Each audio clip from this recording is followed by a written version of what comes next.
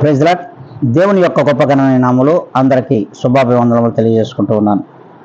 ఈ దినం దేవుడు మనకిచ్చిన నూతనమైన వాగ్దానం, అది 40వ కీర్తన 13వ వచనం. యెహోవా దయచేసి నన్ను రక్షింపుము, యెహోవా నా సహాయమునకు త్వరగా రమ్ము. దేవుడు తన వాగ్దానం ద్వారా ఆ వాగ్దానము దావీదు గారికి ఇచ్చి మనతో మాట్లాడుతున్నాడు. మనము ప్రార్థన చేయవలసింది కూడా, యెహోవా దయచేసి నన్ను రక్షింపుము, నాకు సహాయము చేయుటకు త్వరగా రమ్ము అని మనం ఏ దినమైనా ప్రార్థన చేశామో ఆ దినం మన యందు దేవుడు ఉంటాడు. ఆయన మన దగ్గరకు వచ్చి మనల్ని రక్షిస్తాడు.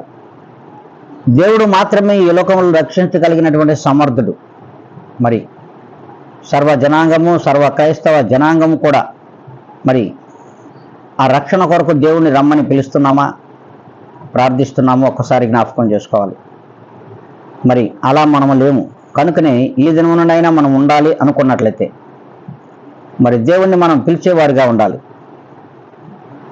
ఆ రీతిగా ఉందామనుకుంటే అందరం కూడా ప్రార్థనలో ఏకీభవించాలి అని ప్రభు పేరిట మనవి చేసుకుంటున్నాను.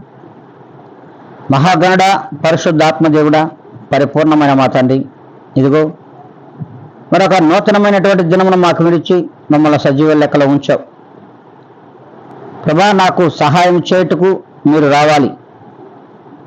మీరు మాత్రమే రక్షించగలిగిన సమర్థుడని మేమందరం కూడా నాయన ఈ దినం నుండి ప్రార్థన చేస్తూ ఉన్నాం ప్రభా.